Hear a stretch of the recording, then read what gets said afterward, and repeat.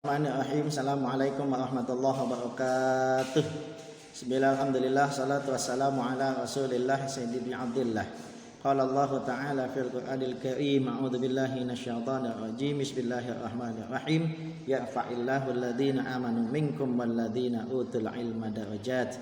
Wa qala an-nabiy sallallahu alaihi wasallam talabul ilmi faridatun ala kulli muslimin wa muslimatin. Baik anak-anakku sekalian, apa kabarnya? Semoga kalian semua anak-anakku yang soleh dan soleha dalam keadaan sehat walafiat dan selalu semangat dalam belajar. Mengapa demikian? Sebab belajar atau menuntut ilmu hukumnya wajib baik bagi kaum muslim laki-laki maupun kaum muslim perempuan. Yuk kita angkat kedua tangan kita. Bismillahirrahmanirrahim. Raditu billahi rabba wa bil islami dina wa bi muhammadin nabiyya wa rasula. Rabbi zidna ilma wa zubna fahma. Kita doakan kedua orang tua kita, Rabbir fi'lana wa liwalidaina warhamna warhamhum kama rabbayana shighara. Rabbana atina fid dunya hasanah wa fil akhirati hasanah wa qina adzabannar walhamdulillahi rabbil alamin. Nah, anak sekalian, pertemuan pendidikan agama Islam pada kesempatan kali ini kita masih akan membahas yaitu di bab hidup bersih dan sehat sesi kedua. Kenapa? Karena di sesi pertama pada Senin yang lalu Bapak pun menyampaikan tentang hidup bersih dan sehat. Ya, kita lanjutkan. Kalau di sesi pertama, ya. Bapak sudah menjelaskan tentang menjaga kebersihan jasmani atau tubuh, ya, atau badan, dan kebersihan rohani atau kebersihan hati atau kebersihan rohani. Ya. Jadi untuk pertemuan kali ini Bapak akan menjelaskan tentang bagaimana menjaga kebersihan rumah, ya, lingkungan sekitar rumah dan sekolah, ya, rumah tempat tinggal kita, lingkungan sekitar rumah, lingkungan tempat di mana rumah kita berada, dan sekolah yaitu tentang lingkungan sekolah tempat kita menuntut ilmu. Oke, kita mulai dari menjaga kebersihan rumah. Bagaimana cara membersihkan rumah? Banyak sekali, di antaranya yang pertama membersihkan kamar. Sebelum kita gunakan untuk tidur dan setelah kita gunakan untuk gunakan tidur, sebaiknya kita rapihkan tempat tidur kita. Bukan hanya itu saja, lantainya pun kita bersihkan. Kenapa? Sebab kalau kasurnya rapi, lantainya bersih, ketika kita menggunakan tempat tidur, kita tidurnya menjadi nyaman, ya. Kemudian sampahnya kita keluarkan, ya. Sampah-sampah yang ada di dalam rumah kita keluarkan, lalu kita buang pada tempatnya. Setelah itu barulah kita bersihkan bagian luar rumah, ya, halaman, pintu, jendela bagian luar kita bersihkan, ya, kita rapihkan. Biar apa? Kita nyaman tinggal di dalam rumah kita. Nah, kemudian jika ada pepohonan yang tumbuh di sekitar halaman kita pun kita siram. Tujuannya apa? Biar tumbuhan itu subur. Kenapa? Karena tumbuhan itu tersebut banyak manfaatnya untuk kita, ya.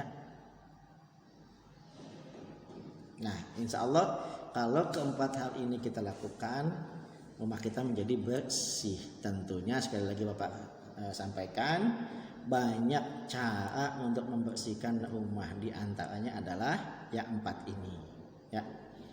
Kemudian yang kedua, menjaga kebersihan lingkungan sekitar rumah. Nah, biasanya kita lakukan dengan kerja bakti. Apa itu kerja bakti? Kerja bersama-sama, ya, dengan warga di sekitar rumah kita, membersihkan jalan, ya. Kemudian kenapa jalan itu harus kita bersihkan? Jangan sampai di jalan itu ada kotoran, tidak enak dilihatnya. Apalagi kalau sampai ada beling, ada paku, itu bisa mencelakakan diri kita. Kita bersihkan itu semua, ya. Kemudian memperbaiki fasilitas umum, ya. Jalan kalau rusak kita gotong royong, ya, kita perbaiki bersama. Tujuannya apa? Ketika kita menggunakan jalan kita merasa nyaman, ya. Kemudian fasilitas umum bisa juga selokan yang ada di sekitar rumah kita bersihkan. Jangan sampai nanti terjadi penumpukan sampah. Kenapa? Kalau sampai terjadi penumpukan sampah ketika hujan turun akan menyebabkan terjadinya penyumbatan. Nah, kalau sampai terjadi penyumbatan, khawatir airnya nanti akan naik, ya, mengakibatkan rumah kita menjadi banjir. Kemudian mengubur barang-barang yang tidak terpakai, ada kaleng-kaleng bekas, ban-ban bekas yang tidak terpakai, ya, plastik-plastik, ya, itu daripada nanti menjadi sarang nyamuk. Nah, kemudian mengakibatkan nantinya munculnya kuman dan bakteri, maka lebih baik, ya, semua itu kita kubur, ya. Tujuannya apa? Biar tidak mengotori lingkungan rumah kita, biar tidak menjadi genangan yang akan dimanfaatkan oleh nyamuk, ya. Kemudian membuang sampah pada tempatnya. Bukan hanya pada tempatnya, kita pun harus pandai memilah, ya. Sampah plastik jangan kita satukan dengan sampah sisa-sisa makanan, ya. Kenapa? Biar lebih mudah nanti untuk membersihkannya, ya. Lebih mudah untuk menghilangkan sampah-sampah tersebut, ya. Kemudian menjaga kebersihan lingkungan sekolah. Pak, kan sudah ada OB-nya, kan sudah ada tenaga kebersihannya. Iya, lingkungan sudah ada OB, sudah ada tugas kebersihan, tapi namanya lingkungan sekolah itu tanggung jawab semua warga sekolah, dari siswa, guru, kepala sekolah, bagian tata usaha, OB-nya, tenaga kebersihannya, semua yang ada di lingkungan tersebut wajib menjaga kebersihan sekolah, ya. Bagaimana caranya? Satu, kita bersihkan ruangan tempat kita belajar, ya. Tujuannya apa? Biar kita nyaman, biar kita betah, biar tidak ada nyamuk, ya, di tempat kita belajar. Kemudian membersihkan halaman sekolah, ya. Halaman sekolah pun harus kita rapikan, harus kita bersihkan, ya, jangan sampai berantakan. Nah, kalau rapi, bersih, kita menggunakannya pun jadi nyaman, menggunakannya pun jadi enak. Dan buanglah sampah pada tempatnya. Jangan kita biarkan ada sampah berserakan. Jangan kita biarkan ada sampah yang terletak bukan pada tempat sampah. Kenapa? Tidak enak dilihat dan bisa menimbulkan penyakit, ya. Itu cara menjaga kebersihan sekolah. Di antaranya masih banyak cara-cara lain untuk menjaga kebersihan sekolah. Nah, apa sih Pak manfaatnya menjaga kebersihan?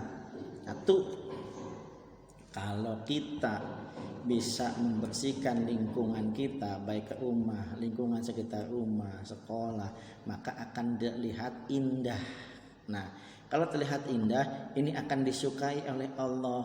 Kenapa? Nabi Muhammad SAW bersabda, Innallaha jamilun. Allah itu indah, yuhibbul jamal. Allah sangat-sangat menyukai keindahan. Jadi, ketika menjaga kerapihan, ya, akan menimbulkan keindahan. Kalau sudah indah dipandangnya, enak dilihatnya, maka kita akan menjadi hamba yang dicintai oleh Allah Subhanahu wa ta'ala.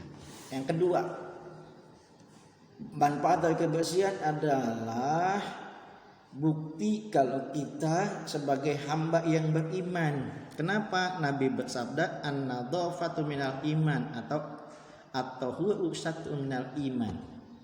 Kebersihan adalah sebagian dari iman. Artinya kalau kita tidak mau menjaga kebersihan, berarti kita tidak ada iman pada diri kita. Ya, karena kenapa? Nabi mengingatkan kepada kita orang yang beriman adalah orang yang suka menjaga kebersihan. Ya.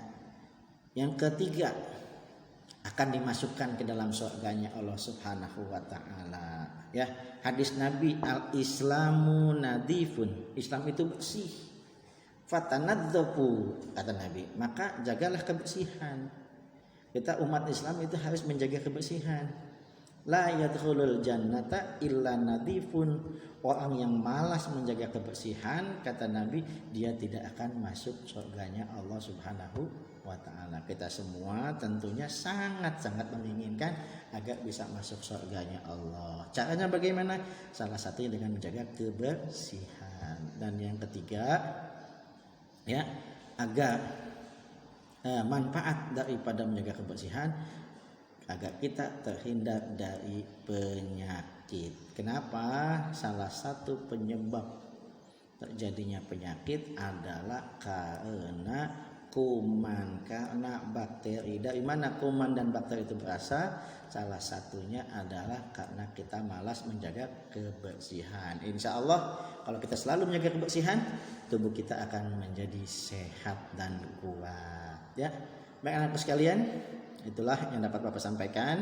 Jadi sekali lagi, ya, selain daripada menjaga kebersihan hati atau rohani dan menjaga kebersihan badan atau jasmani, kita pun diminta untuk menjaga kebersihan rumah, lingkungan rumah, dan lingkungan sekolah. Ya, bagaimana caranya? Ya, kita harus membuang sampah pada tempatnya, kemudian merawat tempat tinggal kita sebaik-baiknya. Ya, insya Allah kalau hal itu bisa kita lakukan, maka kita akan menjadi hamba yang dicintai Allah, hamba-hamba yang beriman, hamba-hamba yang akan dimasukkan ke dalam surganya Allah, hamba-hamba yang selalu sehat, terhindar dari penyakit. Ya, baik, itu saja anak-anakku sekalian dapat kami Bapak sampaikan pada pertemuan kali ini.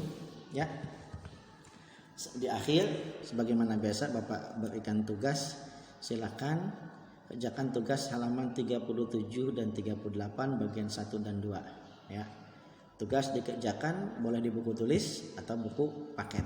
Hasilnya dipoto, dikirim ke kolom tugas GCR paling lambat Sabtu 18 September 2021 pukul 12 siang. Terima kasih. Ya, bagi anak-anakku sekalian yang saleh dan salehah yang punya tugas belum sempat dikirim, silahkan kirim ke kolom GCR ya. Bagi yang kesulitan boleh via WA. Ya. Jaga jangan sampai nanti ada tugas yang belum kirim ke Bapak akibatnya tidak ada nilai. Ya. Yuk kita akhiri pertemuan ini dengan berdoa. Di awal kita berdoa, penutup pun kita doa. Ya. Bismillahirrahmanirrahim. Kita mohon kepada Allah mudah-mudahan ilmu yang kita dapat menjadi ilmu yang berkah, ilmu yang bermanfaat untuk kehidupan di dunia dan di akhirat nanti. Bismillahirrahmanirrahim. Rabbana anfa'na bima 'allamtana wa 'allimna ma yanfa'una. Rabbana atina fid dunya hasanah wa fil akhirati hasanah wa qina adzabannar. Walhamdulillahirabbil alamin. Sekian dari Bapak, kurang lebih mohon maaf. Assalamualaikum warahmatullahi wabarakatuh. Sampai jumpa di pertemuan berikutnya.